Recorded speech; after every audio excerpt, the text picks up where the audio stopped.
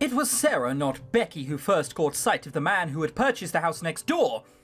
The day was wet, with the unpleasant aftermath of the wrong amount of rain, enough to turn dirt to mud and trash to sludge, but not enough to wash the street stones clean. Sarah had to be careful to mind her steps, or else she might wind up falling into filth. As she picked her way back to the seminary, she saw a carriage pull up and stop before the newly occupied house. Are we going to say hi? One at a time, the entourage unfurled, first a footman, then a gentleman whom Sarah thought she had seen around London before. Next, a nurse in uniform. Oh my god, he actually... Well, I mean, I say he looks old.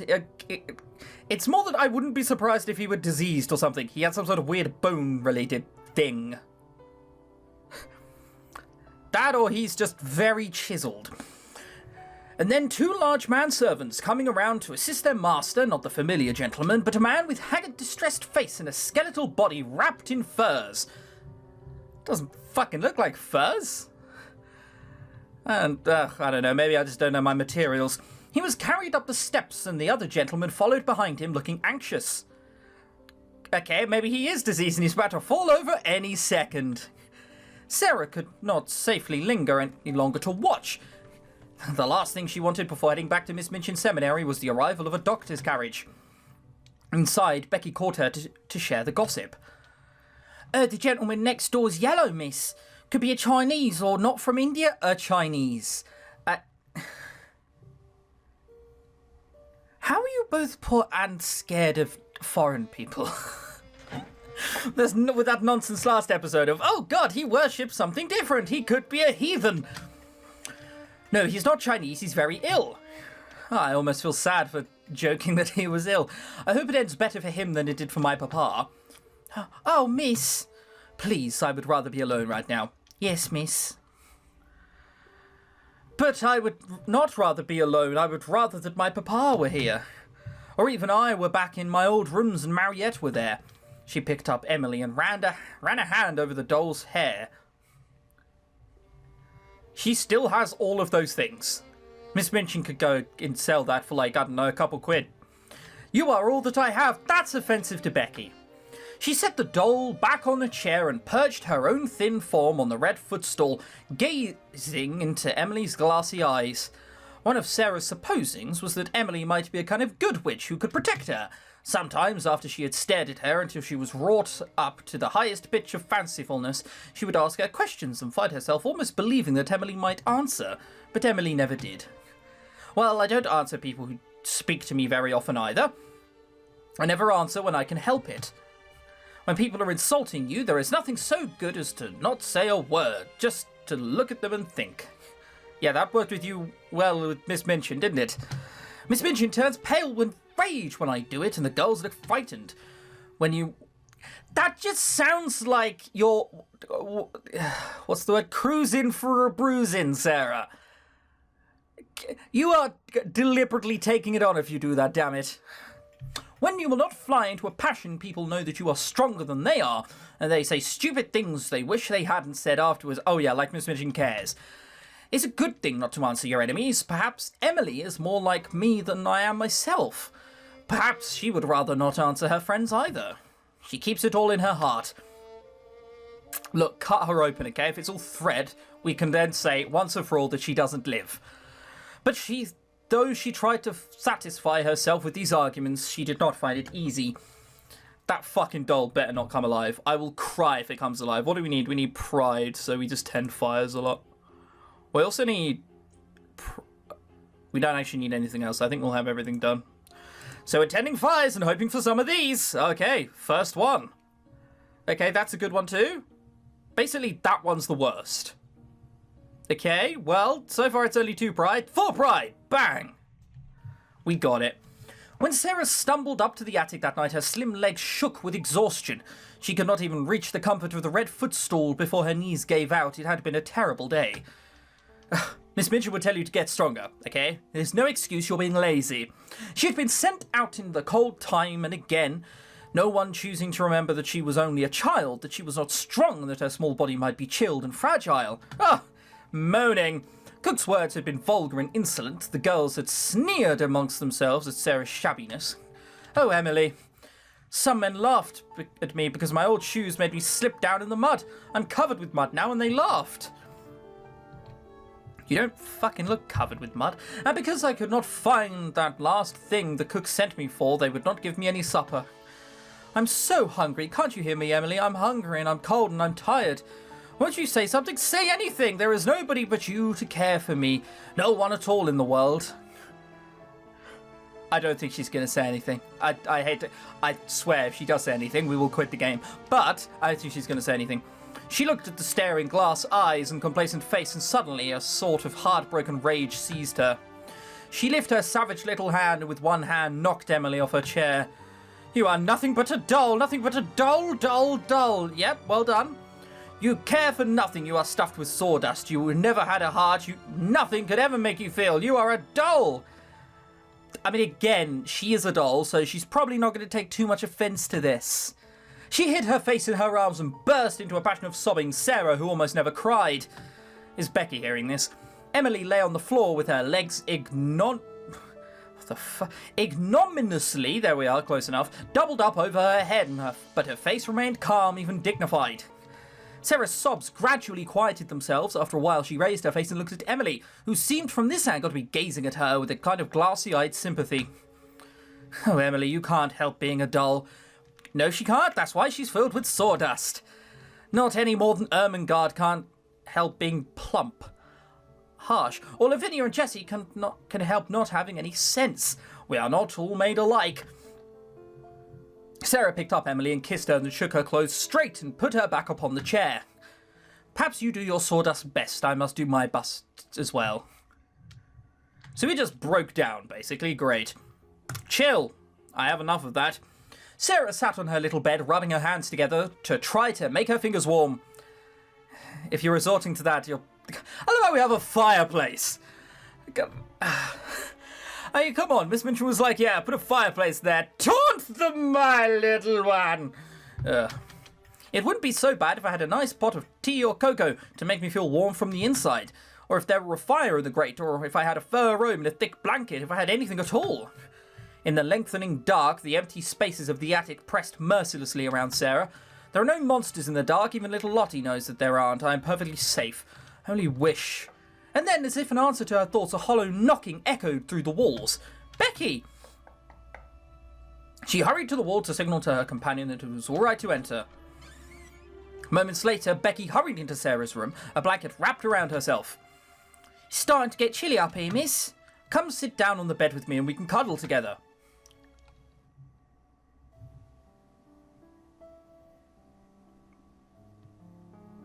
We're going to get banned. With two little girls wrapped under two blankets, even thin ones, the attic soon felt much more cozy. I was just thinking that it would be nice in here if I had anything at all to help me keep warm, and now I do. It's too bad these beds are so narrow, or we could sleep here together.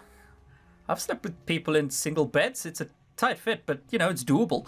When I were little, miss, we had to share in beds like these, but I guess I'm not so little anymore. We can both fit snug and nice while we're awake, but if we slept like this, I think one of us would fall off. Do you think it would work if we got both beds and put them next to each other? Yes, it's called a double bed. Oh, I don't know, miss. Them bedsteads are heavy, and I don't know if they'd move while being holed up, and Miss Minchin might not like it. You like having your own room? You said so. Yes, miss. But you're right, when full winter comes, we might want to. We could put just the mattresses on the floor. They're easier to move than the bed frames. But then the rats would come up onto the bed. Becky shuddered. Sorry, miss, but even if they made us warmer, I don't want a blanket of rats. No, neither do I. Becky leaned her forlorn little head against Sarah's shoulder and let out a slow, soft sigh. I'm sorry, miss. Whatever for? I came in to warm up and I'm not very good company, and air scraped harshly through her nose as she breathed. And I feel like I'll never amount to nothing. Miss Lavinia was right. I don't belong around proper ladies. Oh, God. We're the one who needs attention. Us, not you. I'm not here for your attention, damn you. Lottie is not a proper lady. She's just a little girl. So are you, so am I, and Lavinia is a beast. She's a young lady. She's important. She's a young lady. She's important to people. I'm not worth any more than a handful of half shillings. Well, not even that. If we, I mean, yes, you are. Of course you are. She's not. Nowhere near. It's all just accidents. Tomorrow morning, Lavinia's family could disappear and she could end up just like me. There's no way to know. Don't think it's going to be one of those games. Perhaps one Sunday, Miss Minchin will be at a church, and suddenly her heart will fill with warmth and she will come back to the seminary and want to be kind to everyone. That'd need a miracle, miss. Miracles happen. They happen all the time. They have to. Like on the road to Damascus. You remember that story, don't you, from your Bible classes? I'm afraid I'm not too au fait with that one myself. Becky nodded. It could happen. She could decide to make you a charity student with your own bedroom downstairs with the other girls and nice dresses and let you go to classes. Don't laugh, it could. Who would believe me one of them girls downstairs? Even if she stays the same as ever, you don't have to be a scullery maid forever. You could be a parlour maid someday, or cook. Would it be nice to be cook in a nice warm kitchen? No, because then it's too hot and all you do is just sweat throughout summer, you know.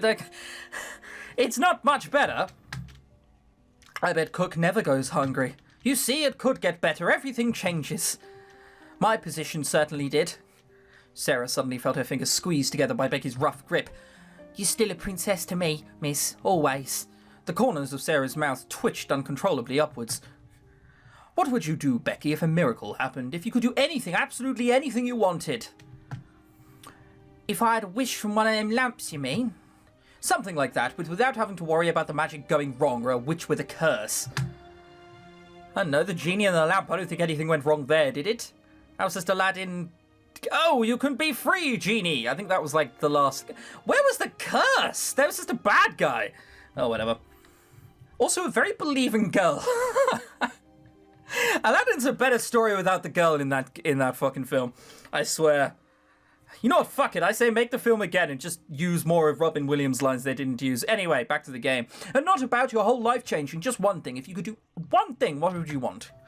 Well, I always wanted to ride one of them fancy carriages like the royals have. Blue as the sky and covered over with gold and jewels and lamps all around and a team of white horses to pull it.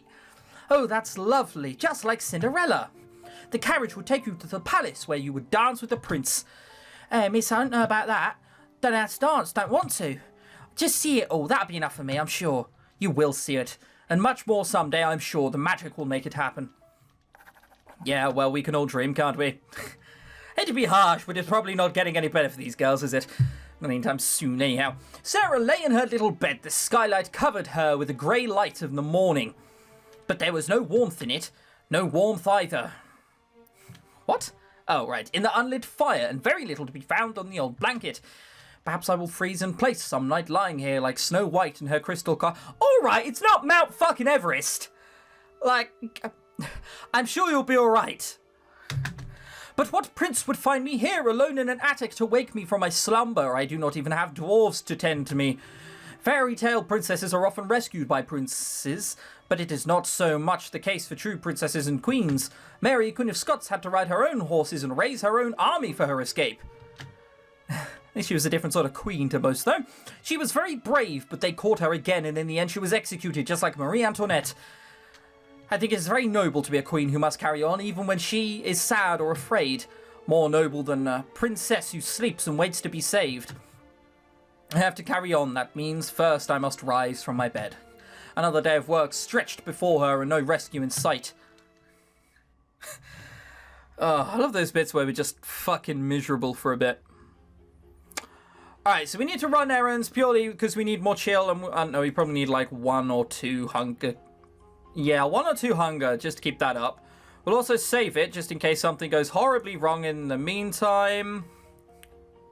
What week are we in? 32. And the midpoint was 20 odd. Okay, got it. But yeah, we're saving it just in case we don't get enough chill and we need it or something. Run errands, run errands, run errands. With 1, we should be okay, but you never know. This game likes to screw you. Okay, so that's bad. That's not great either. That's good. That's good. Okay, cool. We can keep this. We can keep it. There were fine sunsets even in London sometimes, but most people could see only parts of them between the chimneys and over the roofs. Down in the kitchens, one could not see them all, but could only guess that they were happening because the bricks looked warmer, the air rosy or yellow for a while.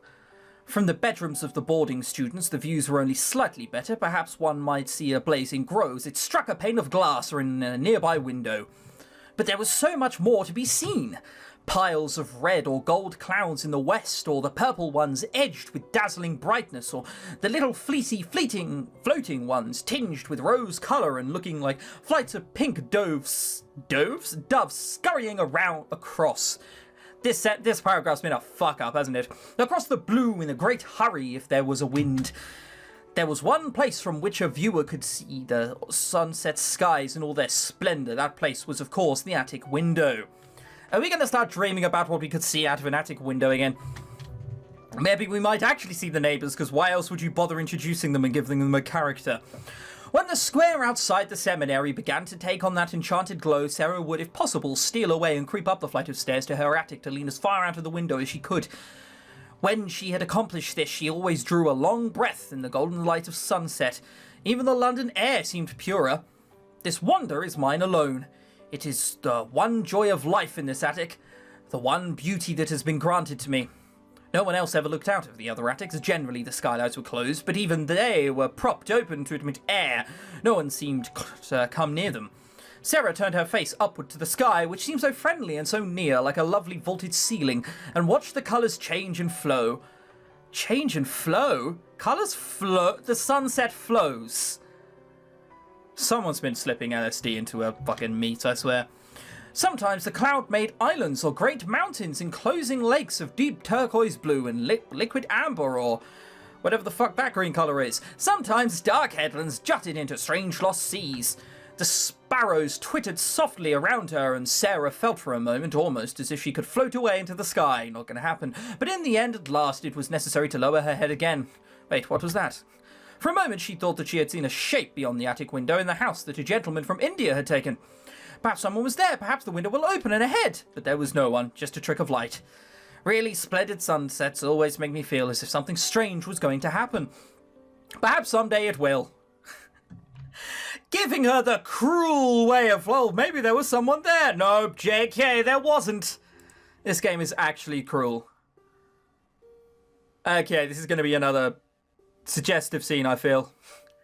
Anything which starts with a bed is always going to end that way, isn't it?